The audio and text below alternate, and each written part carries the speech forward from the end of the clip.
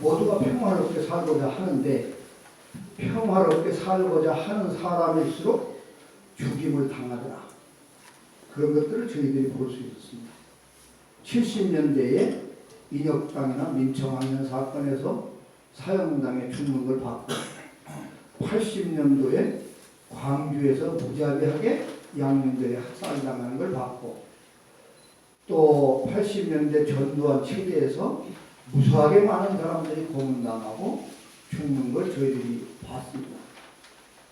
그래서 이 평화를 지킨다고 하는 것은 곧 목숨을 내놓고 사는 일이로구나. 그런 교훈을 저희들이 직접 저희들 인생에서도 그대로 그 옛날 역사로 갈 것도 없이 그렇게 살면서 우리가 배우고 느꼈죠. 그 서승 교수님은 어떻게 보면 살아남은 게 기적일 것 같은 인생을 살아오셨습니다. 우석대학교에서 그 일본에서 정년을 하시고 한국에 잠시 들어와 계셨는데 운 좋게 저희들이 모셨지만 어떻게 보면 우석대학교 학생들과 우석대학교의 평화를 위해서 목숨을 걸고 살 수 있는 그러한 철학, 그러한 사상, 그러한 이념 이런 것들을 사실은 총장으로서 저는 우석대학교가 훈련하고 배우고 해야 되는 거 아닌가. 그랬을 때에 평화라는 것을 알고 지키는데 참여할 수 있는 거 아닌가.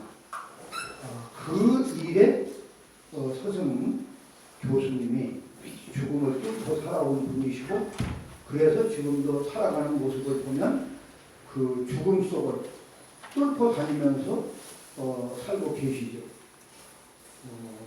서승 교수님이 우석대학교 오신 뒤에 그 전주권에 그 전국에서 또 외국에서도 서승 교수님을 만나서 대화하고 서로 의논하자는 분들이 많이 오고 계십니다. 그래서 저희들이 우석대학교가 삼례에 있으니까 그러한 죽음의 미학, 서승 교수님을 중심으로 삼례 학파 이러한 그 죽음을 뚫고 평화를 지켜낼 수 있는 그러한 학파가 생길지도 모르겠네요. 그런 얘기를 여기 하면서 한편 행복하기도 하고 우석대학교가 무시무시한 시도 우리는 우석대학이 평화를 위해서 참여하는 그런 대학이 되기를 희망하고 그것은 때로는 죽음의 미학이기도 하다. 그런 생각이 듭니다. 건강하십시오.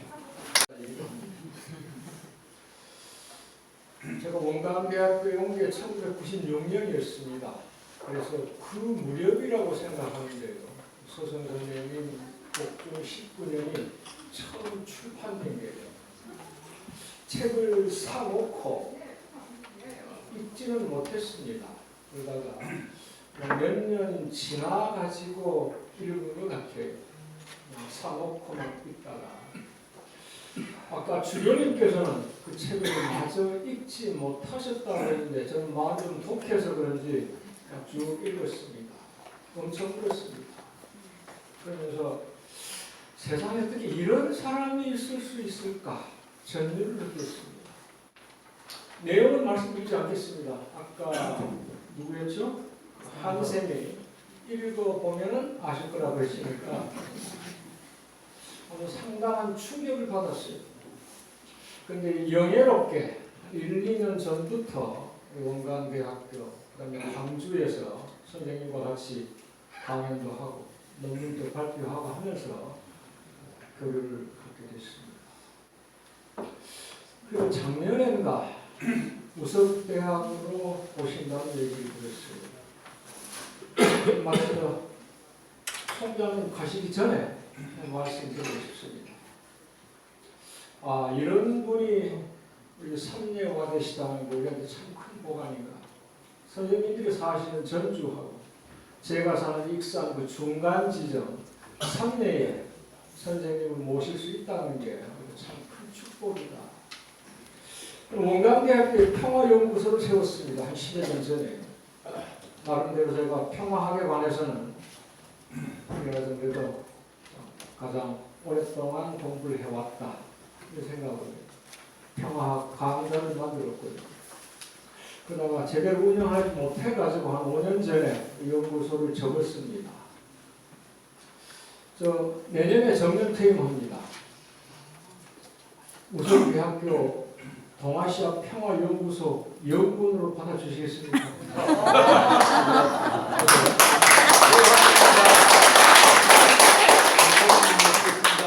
제가 평화연구는 소위 평화학의 창시자라는 요한 갈튼 교수한테서 미국에서 공부했습니다만 실질적인 동아시아 평화학을 우석대학교 동아시아 평화연구소에서 서승 선생님을 제 선배로 모시고 제대로 공부해보고 싶습니다.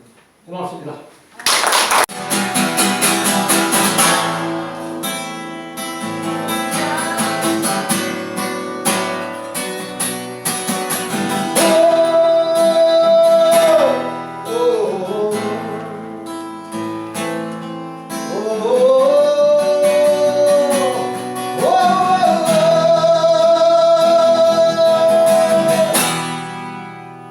어디로 가야 하나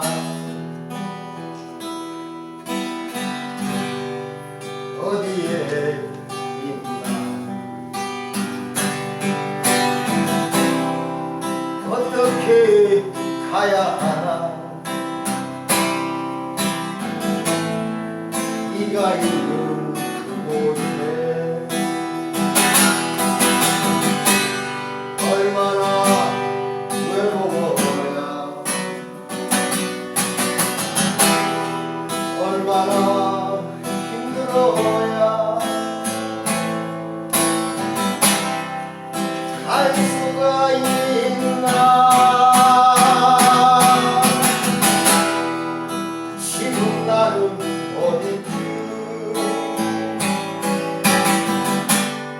어디쯤에 서 있나 눈 감으면 내 앞에서 눈을 뜨면 저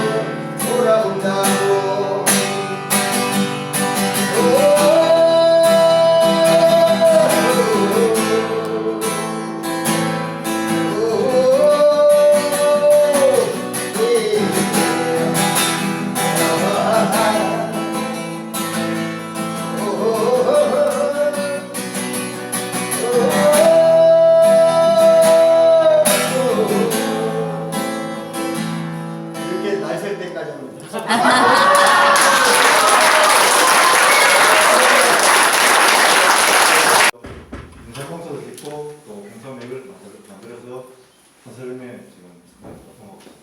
네, 제 이름은 도성맥입니다. 갑자기 이영실 목사님께서 뭐 소감을 이야기하라고 그래가지고 제가 사실 안 한다고 그랬거든요. 안 한다고 그랬는데 또 오늘 오니까 또 하라고 또 버티려고 그랬는데 벌써 활자가 돼 있더라고요. 그래서 이거 안 되겠다. 할 수 없이 해야 되는데 일단 그래서 가겠습니다. 제가 오키나와에 가서 놀란 게 한 세 가지 있는데요. 오키나와가 너무나 아름답다. 사실 저는 너무 놀랐습니다. 진짜 아름답더라고요. 그 바다 모래 색깔이 우리 또 저는 동해를 좋아하는데 동해하고 또 틀리더라고요. 동해는 이제 암석이 부서져서 모래가 됐는데 오키나와는 산호가 부서져가지고 진짜 너무 아름답더라고요. 그래서 거기에 놀랐고요. 그리고 그 아름다운 곳에 아까도 말했지만 미군 기지가 72%로 이야기 들었거든요. 저는 72%가 이제 오키나와를 일본 영토에 두고 했을 때 일본의 72%가 미군 기지가 오키나와에 있어요. 그게 놀랐고 근데 이제 오키나와가 제주도에 1.2mm라고 그러더라고요. 이런데 20%가 미군 기지에 되어 있다는 굉장히 놀랐고요. 네. 그리고 이제 하나 더 좀 놀라운 것은 그 아름다운 오키나와에 관광객이 많이 오는데 우리 한국 사람이 너무나 많습니다. 근데 저분들이 어떤 생각을 갖고 오지? 라는 의문을 조금 가졌어요. 물론 개인적으로 뭐 관광 오는 거 어떻게 뭐 하겠습니까? 모르겠습니다만은 그래도 조금 오키나와에 대한 좀 역사를 좀 알고 오면 보이는 눈이 좀 다르지 않을까 그런 생각했는데 다들 그렇진 않다 보니까 그냥 마냥 즐겁고 저는 사실 즐겁지 않았어요.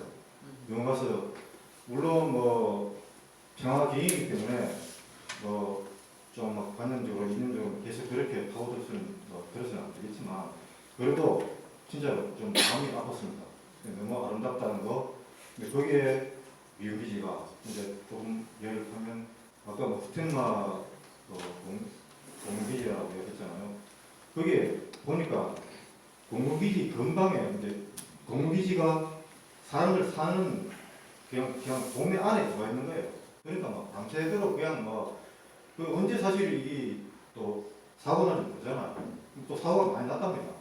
이 사고 항상 이 어떤 사고의 어떤 그런 일을 이게 머리 이고 이제 오키나와 사람들이 사는데 진짜 미국 사람들이 너무 무리하다 이거는 도저히 이건 진짜로 인간으로 살 수 있는 게 아니다 이렇게 이제 생각이 드는데 이제 마침내 이제 가들이 이제 워낙 이제 반발이 심하니까 옳지 옮기는데 해놓고 쪽으로 이제 옮긴다는 거예요. 그 이제 제가 아까 나왔지만 해놓고랑 가봤는데 해놓고가 진짜로 아름다운 곳이더라고요.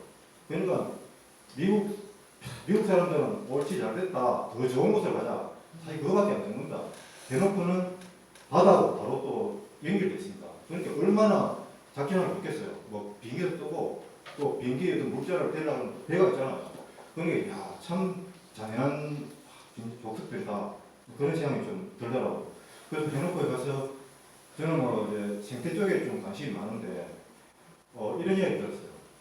이제 그 활주를 만들기 위해서 이제 막 흙을 메우잖아요. 메우면서 펜스를 치더라고요. 치는데 해놓고 그 해안이 바다 거북이 와서 알을 낳는 곳이거든요. 알을 낳는 곳인데 어느 날 딱 오니까 펜스를 치가지고 알을 넣을 데가 없는 거예요. 바다 거북이가. 그럼 뱃속에는 알이 분명히 들었을 거 아니에요. 그런데 그럼 바다는 어디로 갔을까? 저는 집에 와서 굉장히 좀 고민을 많이 했습니다. 분명히 이거는 근원적인 생명의 어떤 그런 근원적인 모습인데 이것을 인간들이 막았단 말입니다.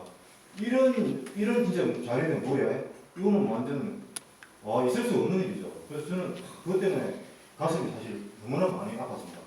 과연 그 바다 거북은 어디로 갔을까? 어떻게 알을 낳았을까?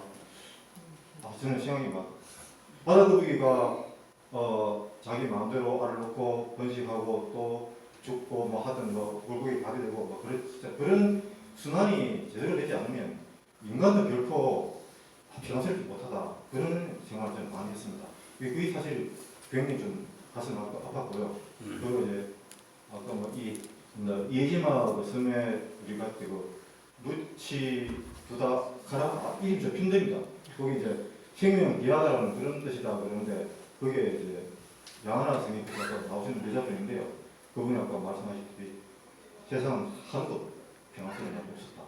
아 진짜 너무나 그 말이 가슴이 아프더라고요. 그래서 아 어떻게 평화스럽게 우리가 평화스러운 지구를 만들까 우리를 만들까 그랬을 때 저는 연대밖에 없다는 생각이 들었습니다. 사실 미국은 거대한 자본주의 국가잖아요. 그래서 미국을 상대하려고 그러면 우리는 연대밖에 할 수 없다.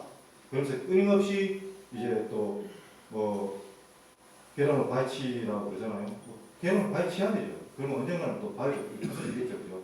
우리 세대에 평화스럽지 못하면 또 다음 세대가 평화스럽게 만들어줘야 되지 않나. 그게 우리 그 책임이 아닌가 그런 생각이 들고 그리고 이제 우리가 평화를 사실 우리 한국 사람들이 평화를 이야기하려고 하는 것은 자기 주시려고 그러면 저는 조은주님께서도 좀 글을 좀 쓰는 것 같은데 베트남에서 저지른 학살 물론 박정희 정권에 의해서 목용을 받는 거지만 베트남에 대한 학살을 베트남 그 인민들에게 진정으로 사과가 아니고 과거가 아니거든요. 저는 재미다.